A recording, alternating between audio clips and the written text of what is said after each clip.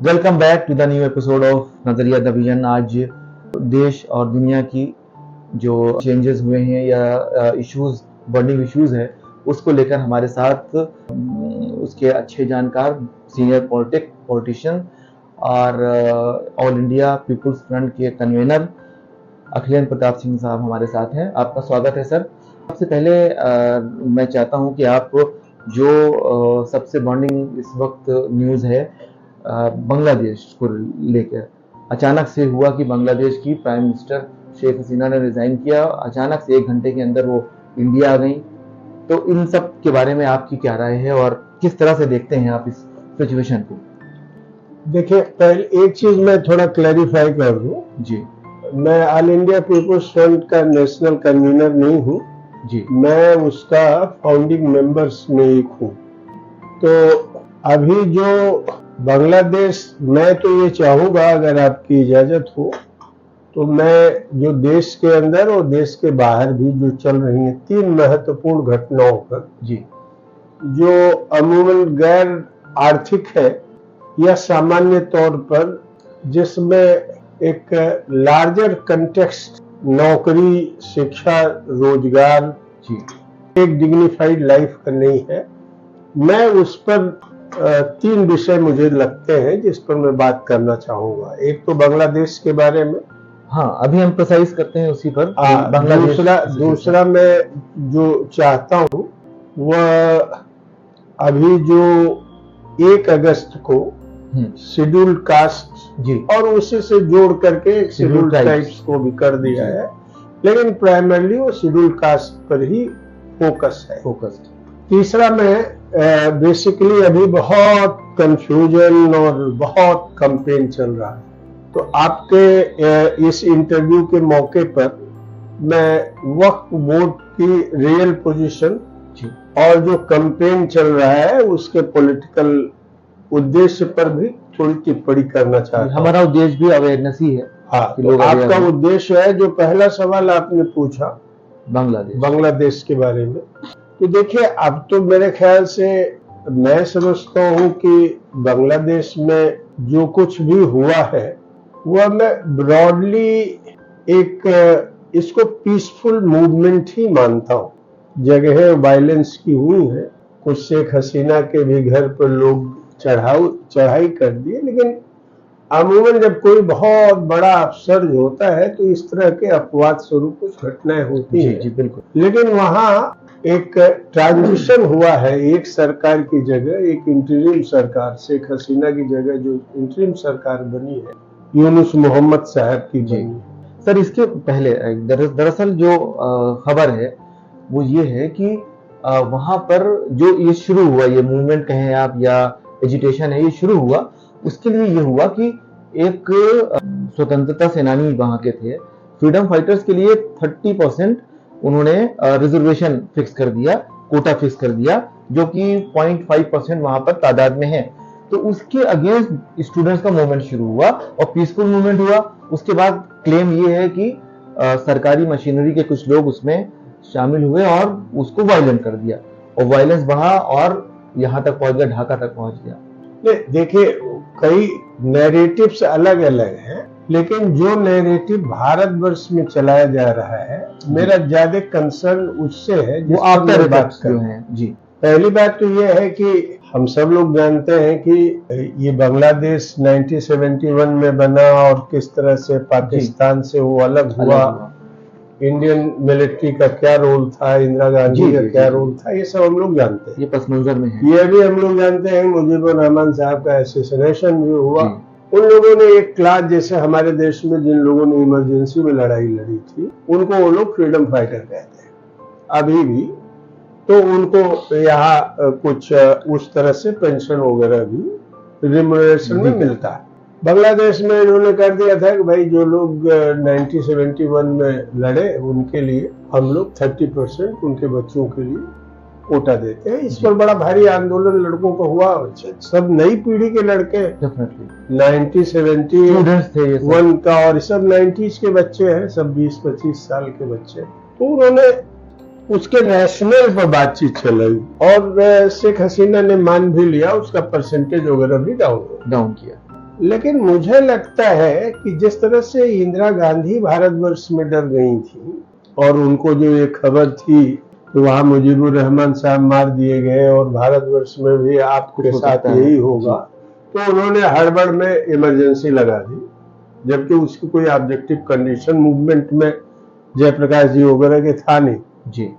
ऐसे ही उनको ये लगा कि ये हमसे अमेरिका नाराज है, क्योंकि अमेरिका को ओबलाइज नहीं कर रही थी, कुछ एयर पट्टी वगैरह अमेरिका तो धौंस धमकी देता ही है, और उन्हें लगा कि शायद हम कुछ बाहरी ताकतें हैं, तो उनको लगा कि थोड़ा वो कहीं न कहीं शेकी फील कर रही थी, और इन बच्चों के डेमोक्रेटिक मूवमेंट के कंटेंट को समझने की जगह, उनके साथ डायलॉग करने की जगह बीच बीच में कुछ ऐसे वाकयात हो गए जिसमें अननेसेसरी वायलेंस हो गया, किया गया लोगों का। हाँ, एक हफ्ते में 2 से बच्चे मार दिए गए कुछ, ये तो हमने वहां के रिस्पॉन्सिबल स्टेटमेंट्स देखे जी। कुछ लोगों का तो कहना है बहुत बच्चे मारे, लेकिन हम 2,000 से भी ज्यादा लोग कहते हैं। इससे सिचुएशन अनकंट्रोल्ड हो गई और उसमें सिटीजन्स का भी बड़े पैमाने पर पार्टिसिपेशन हो गया। इस समय अवामी लीग जो मैंने बांग्लादेश में पाकिस्तान के जमाने से बहुत पॉपुलर थी जी, बंग बंधु कहे ही जाते थे मुजीबुर रहमान साहब, इतनी पॉपुलरिटी थी, वो बेसिकली मोस्ट डिस्क्रेडिटेड पार्टी होगी और हसीना को वहां से, शेख हसीना जी को वहां से छोड़ना पड़ा। हालांकि अभी चंद महीनों पहले ही इलेक्शन हुआ था, और देखिए वहां इलेक्शन के बारे में भी लोग कहते हैं कि 14 में इलेक्शन हुआ, 18 में इलेक्शन हुआ, अभी का इलेक्शन हुआ, सभी इलेक्शन फेयर एंड फ्री नहीं थे, रिग्ड थे जी। जैसे अपने देश में भी, अब मैं वो नहीं कहता, मैं क्लेम सब्सक्राइब नहीं किया जाता है जी, लेकिन हमारे देश में भी कॉमन आदमी से भी पूछ लीजिए कि यहाँ रिग्ड इलेक्शन होता है जी, इस तरह की बात करें, मैं उससे सहमत नहीं हूँ, लेकिन मैनिपुलेशन तो इलेक्शंस में होते हैं। एक केस भी हमारे पास फाइल करने के लिए आया था कि आप भी सिग्नेटरी हो जाइए, हम सुप्रीम कोर्ट में जितना वोट पड़ा और जितना काउंटिंग में आया उसमें इतना डिफरेंस क्यों है, आप भी इसमें सिग्नेटरी हो जाइए। हमने कहा नहीं, मेरा अभी वो फील्ड नहीं है, ये आप लोग सिविल सोसाइटी की तरफ से कीजिए। ये कहना चाह रहा था कि बांग्लादेश में जो मूवमेंट था, आप उसको कह रहे हैं कि एक तरह का डेमोक्रेटिक मूवमेंट था, डेमोक्रेटिक मूवमेंट था। इसके पीछे अगर देखिए वेस्ट का या पाकिस्तान का या दुनिया भर की जो इंटेलिजेंस एजेंसीज है रोल रहा भी होगा, तो वह प्रोमिनेंट बात नहीं है। प्रोमिनेंट बात जो बांग्लादेश में है वह बच्चों का, नागरिकों का 2 विषयों पर, जो उनका सोशल सिक्योरिटी का प्रश्न, अपने फ्यूचर को लेके उन्होंने शिक्षा का सवाल, रोजगार का सवाल, हेल्थ का सवाल, और उससे जो अपोजिशन का स्पेस, डेमोक्रेसी का स्पेस श्रिंक कर गया था, इसके खिलाफ जो धीरे धीरे गुस्सा लंबे समय से चल रहा था, वो ऑटोमेटिकली एक ऑब्जेक्टिफिकेशन हो गया,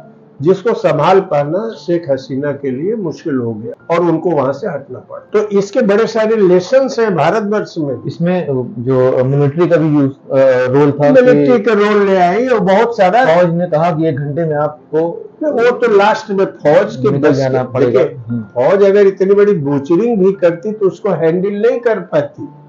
यह तो एक सेंसिबल एक्ट किया है वहां थिंकर्स ने, एडवाइजर्स ने, और हसीना ने भी इसको मान लिया और वहां से इंडिया चली आई। तो मैं समझता हूं कि एक peaceful transition one government to other government हो जा रहा है।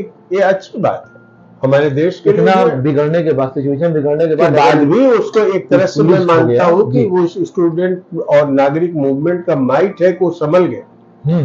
अब मैं भारतवर्ष में 2 चीजों पर बात करना चाहता हूँ जी।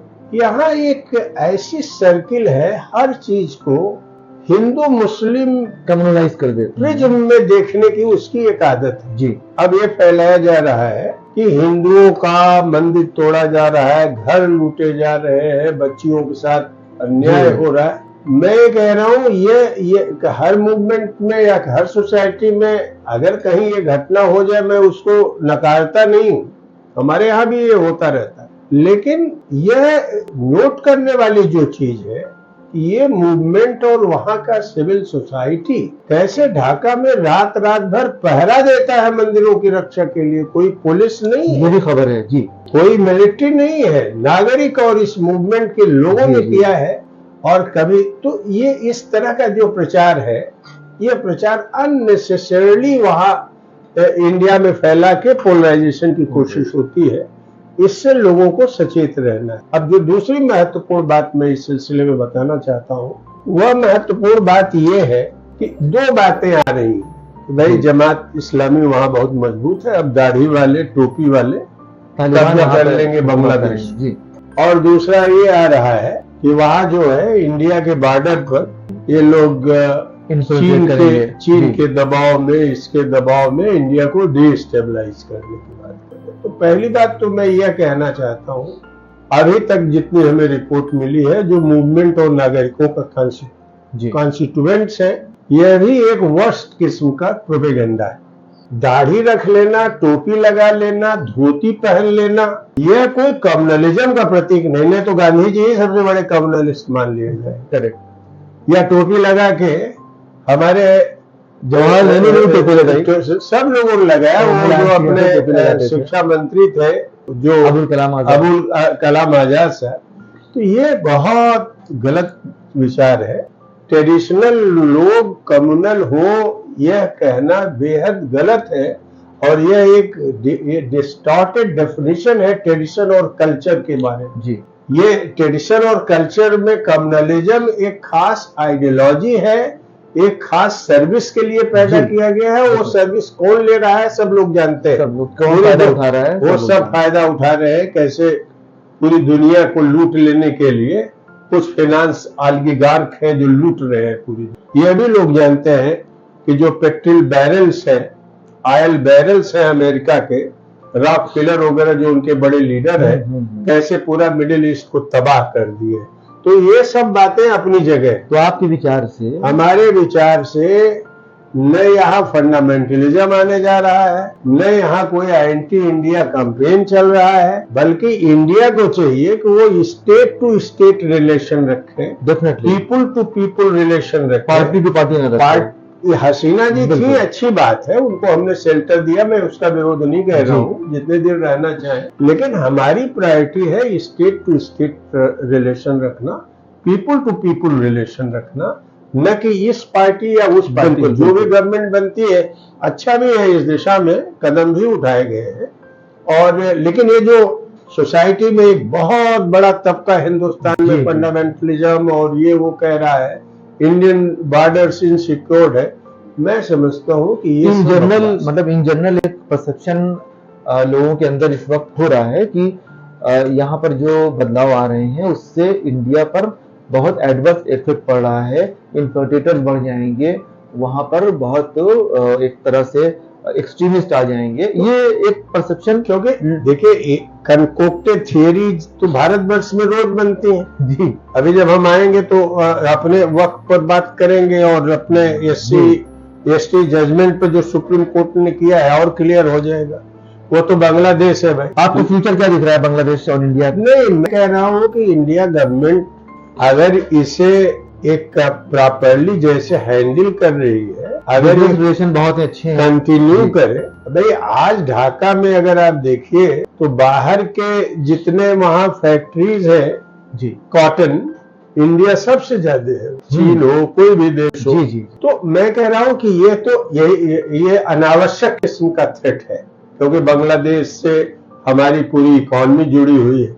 बल्कि कहिए तो पाकिस्तान का मैं इस मामले में जरूर क्रिटिक करता हूं, तो कम से कम ट्रेड रिलेशन के लेवल पर आता, पीपुल्स टू पीपुल होता, बिल्कुल। तो जो एनामिसिटी है स्टेट टू स्टेट रिजॉल्व होने की तरफ बढ़ती। बिल्कुल। यहाँ में पाकिस्तान ने खास तौर पर उसके जो मैसिनेशन है मिलिट्री का, ये इसको मैं ज्यादा सीरियस प्रॉब्लम मानता हूँ। बांग्लादेश के साथ ये कोई प्रॉब्लम नहीं है, न किसी भी नेपाल, पाकिस्तान के लिए स्पेशल तो वहाँ ये भी मैं देख रहा हूँ लोग कह रहे हैं कि सार्क को स्ट्रेंथन करना, और ये हम भी सोच रहे हैं करना चाहिए, डेफिनेटली करना चाहिए, सार्क को स्ट्रेंथन करना चाहिए। और जो आदमी अभी आया है, बल्कि मैं तो ये मानता हूँ कि एक कदम आगे इंडिया से रिलेशन बनाएगा, मोहम्मद यूनुस को अगर देखा जाए।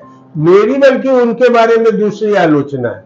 मेरी आलोचना ये है कि अभी अगर आप हेल्थ के सवाल को, एम्प्लॉयमेंट के सवाल को, इकोनॉमी के सवाल को हल करना चाहते हैं तो वेस्ट के प्रिस्क्रिप्शन पर काम मत कीजिए, वर्ल्ड बैंक और IMF के डिक्टेट पर काम मत कीजिए। बल्कि मेरा ये कहना है कि आपके लिए जो सबसे बड़ा सवाल है कि आप एक eco friendly pro economy develop कीजिए बांग्लादेश में, और ये स्टूडेंट मूवमेंट और नागरिक मूवमेंट ने जो एनर्जी तैयार की है, यह जो आपके देश में फिजिकल मैनुअल एनर्जी है, इसके चैनलाइजेशन का काम कीजिए। आपको रिजॉल्व लग रहा है ये जो क्राइसिस है, ये आपको लग रहा है? मैं नहीं लगता है, ये बड़ा स्मूथली आया है जी। और वहां की फोर्सेस पे मुझे विश्वास है कि वो पीस और डेमोक्रेसी को स्ट्रेंथन करेंगे, बदले की तरफ चीजें नहीं जाएंगी। यानी कि क्राइसिस देखिए, मैं कोई प्रेडिक्शन फ्यूचर के नहीं कर सकता, लेकिन मैं ये कह सकता हूँ कि अभी तक का जो ट्रेंड है,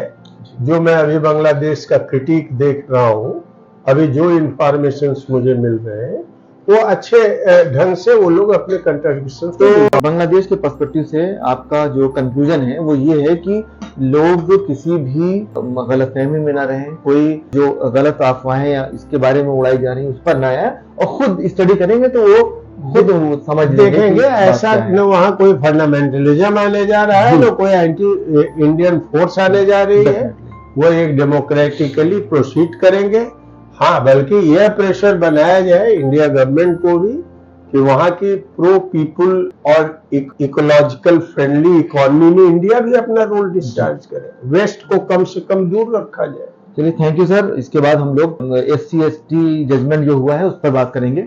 तो ये हमारी बातें थी, वार्ता थी बांग्लादेश पर। बांग्लादेश पर हम अपना पर्सपेक्टिव क्लियर करना चाहते थे कि कोई भी किसी भी अफवाह, किसी भी नए पर्सपेक्टिव से फैलाई हुई खबर पे न जाएं, खुद से स्टडी करें। और कोई बहुत बड़ा चेंज नहीं आने वाला है, और खासतौर से इंडियन लेवल पर कोई चेंज नहीं आने वाला है। इंडिया पर उसका कोई असर नहीं होने वाला है। कोई परेशान होने की भी बात नहीं है, और ना अपना कोई विचार बनाने की, नया विचार बनाने की जरूरत है। Thank you so much.